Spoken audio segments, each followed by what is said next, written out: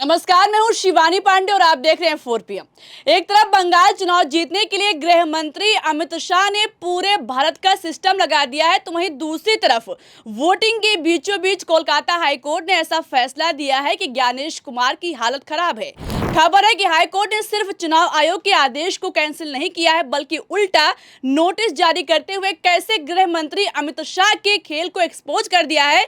इस पर जानकारी देने के लिए हमारे साथ प्रियंका जी मौजूद हैं। प्रियंका जी, वोटिंग के बीचों बीच हाईकोर्ट ने जैसा फैसला दिया है, क्या चुनाव आयोग की चोरी पकड़ ली गई है? सिर्फ चुनाव आयोग की नहीं, गृह मंत्री अमित शाह का पूरा खेल कोलकाता हाईकोर्ट ने एक्सपोज कर दिया है।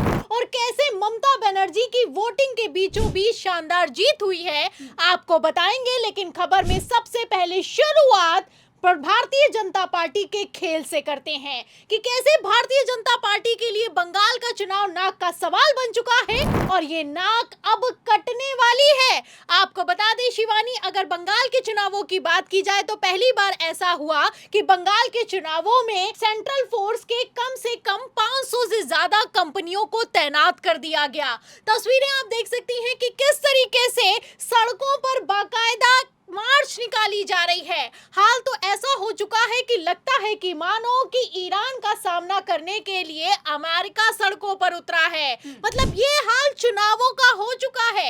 ये भयमुक्त या फिर कि शांतिपूर्ण चुनाव करवाने के इंतजाम है या फिर कि लोगों को डराने के लिए इंतजाम किए गए हैं, सवाल खड़ा होता है। आपको बता दें कि एक तरफ ये वीडियो सोशल मीडिया पर वायरल है, वहीं दूसरी तरफ आप जानती हैं कि किस तरीके से पहले ही एसआईआर को लेकर बंगाल में बड़ा खेला हुआ।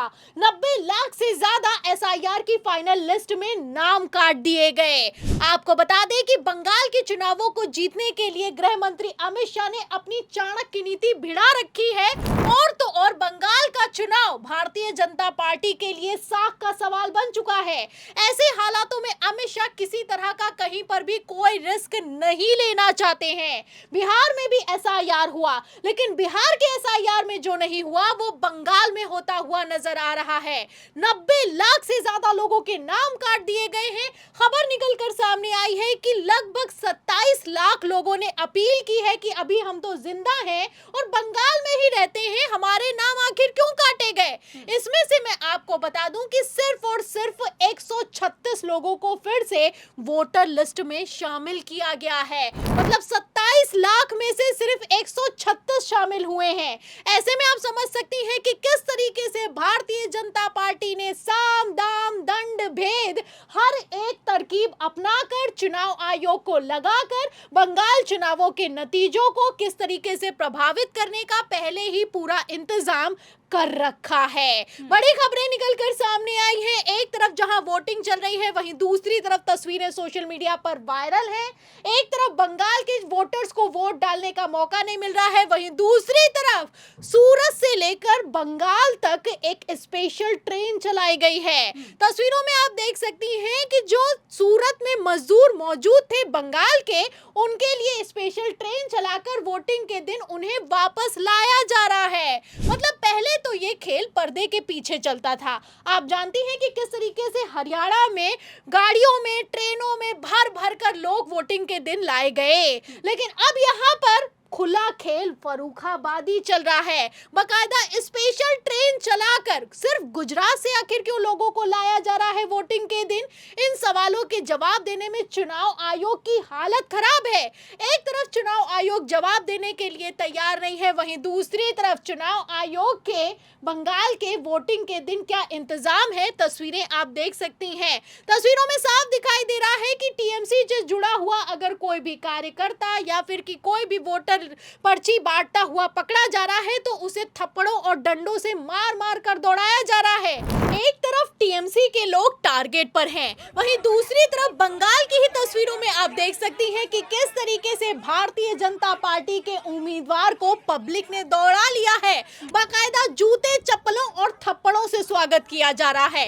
ये पोलिंग बूथ का हाल हो चुका है। तस्वीरों में साफ दिखाई दे रहा है कि कुमारगंज से बीजेपी के उम्मीदवार हैं शुभेंदु सरकार, जिन्हें पब्लिक ने दौड़ा लिया है। एक पुलिस वाला है, बेचारा पुलिस वाला बचा तक नहीं पाता है, तब तक पब्लिक सवालों के जवाब मांगती है। तो एक तरफ अगर पब्लिक के वोटिंग करने का अधिकार छीना जाएगा तो किस तरीके से लोकतंत्र की रक्षा के लिए पब्लिक ने ही कमान संभाल ली है, आप तस्वीरों से अंदाजा लगा सकती हैं। वहीं दूसरी तरफ अगर बात की जाए पोलिंग बूथों पर तो वहां पर बम चलाए जा रहे हैं। कहीं पर ईवीएम खराब पड़ी हुई है तो कहीं पर सीआरपीएफ वाले ही वोटिंग करते हुए नजर आ रहे हैं। तरह तरह के दावे किए जा रहे हैं और इन दावों के बीच मुर्शिदाबाद की खबर ने तहलका मचाने का काम किया है। आपको बता दें, पश्चिम बंगाल के पोलिंग बूथ पर जो देसी बम है वो मारे जा रहे हैं। कई लोगों के घायल होने की खबर निकलकर सामने आई है और ये हाल तो तब हो चुका है जब चुनाव के लिए केंद्रीय अर्धसैनिक बलों की रिकॉर्ड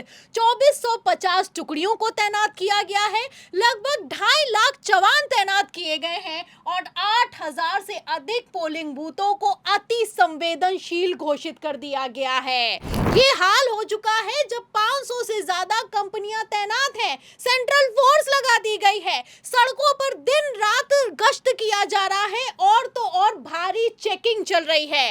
आपको बता दें शिवानी, जैसी खबरें निकलकर सामने आई हैं, इन खबरों के बाद इतना तो साफ हो चुका है कि बंगाल का चुनाव पूरी की पूरी तरीके से मिलिट्री स्टाइल में हाईजैक करने की कोशिश की जा रही है। एक तरफ टीएमसी इस पर भड़की है, वहीं दूसरी तरफ मैं आपको बता दूं कि जो कोलकाता हाईकोर्ट ने फैसला सुनाया है उसके बाद से पूरा का पूरा खेल पलटता हुआ नजर आ रहा है।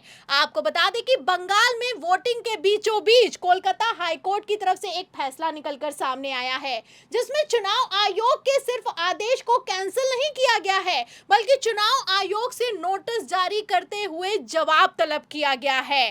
खबर में साफ लिखा हुआ है कि चुनाव आयोग की तरफ से 800 लोगों की सूची बनाई गई और कहा गया कि ये उपद्रवी हैं। आपको बता दें कि इन 800 लोगों ने ना किसी तरह का कुपद्रव किया है और ना ही किसी तरह का बवाल किया है, लेकिन फिर भी चुनाव आयोग ने इनकी सूची जारी करके गिरफ्तारी के आदेश पारित कर दिए हैं। और क्यों कर दिए हैं? क्योंकि ये 800 लोग टीएमसी के हैं। लिस्ट में मैं आपको बता दूं कि पार्षद, पंचायत निकायों के सदस्य, विधायक, सांसद जैसे लोगों के नाम शामिल किए गए हैं और सारे के सारे टीएमसी के हैं।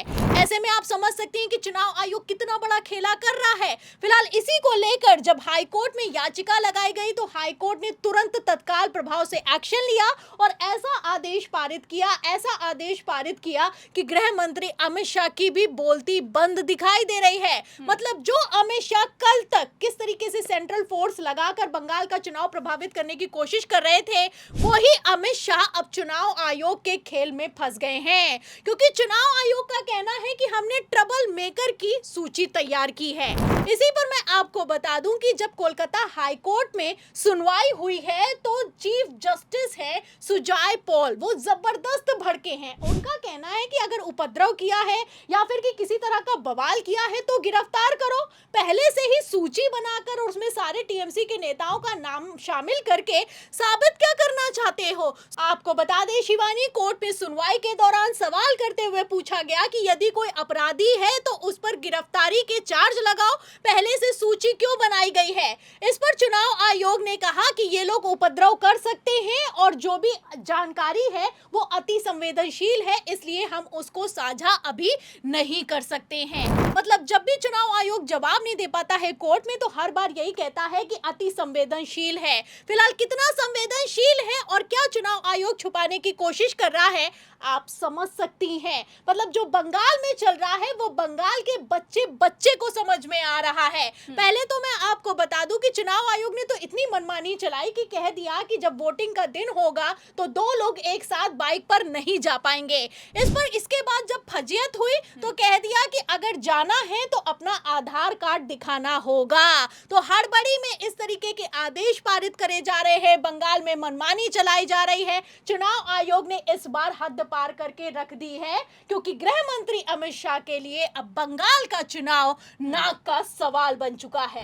अगर पिछली बार के विधानसभा चुनावों की बात की जाए तो 2021 में अमित शाह ने 200 सीटें जीतने का लक्ष्य रखा था, लेकिन यहां पर मैं आपको बता दूं शिवानी, 200 तो दूर की बात है, सैकड़ा भी भारतीय जनता पार्टी पार नहीं कर पाई। भारतीय जनता पार्टी महज 77 सीटों पर सिमट गई और ममता बनर्जी ने 213 सीटें जीतकर पूर्ण बहुमत की सरकार बनाई। तो फिलहाल पिछली बार भी अमित शाह की भयंकर फजियत हुई थी और इस बार भी फजियत से बचने के लिए अमित शाह ने अपना टारगेट घटाकर 160 कर दिया है। लेकिन 160 तो छोड़िए, यहाँ पर भारतीय जनता पार्टी को 100 सीटें भी आ जाएं तो बड़ी बात होगी, क्योंकि बंगाल में ममता बनर्जी को हरा पाना, ममता बनर्जी के किले को धराशाही कर पाना बीजेपी के बस की बात नहीं है। इसीलिए पहले से सारी तैयारियां कर ली गई हैं। अगर बंगाल की बात की जाए तो बंगाल में टोटल सीटें होती हैं 292। अब इन 292 में अमित शाह कितनी सीटें जीत पाएंगे और क्या अमित शाह को भी जैसे कोलकाता हाईकोर्ट में चुनाव आयोग को झटका लगा है वैसे ही बंगाल के चुनावों में झटका लगने वाला है, ये देखना होगा। बिल्कुल, सवाल है कि क्या अमित शाह पूरा सिस्टम लगाकर ममता बनर्जी का किला फतह कर पाएंगे और क्या इस बार बंगाल में चुनाव आयोग ने सारी हदें पार कर दी? इस सवाल के जवाब पर और इस पूरी चर्चा पर आपको क्या लगता है? अपनी राय बताइएगा, वीडियो को लाइक और शेयर कीजिएगा, ज्वाइन कीजिएगा। देखते रहिए 4PM। नमस्कार।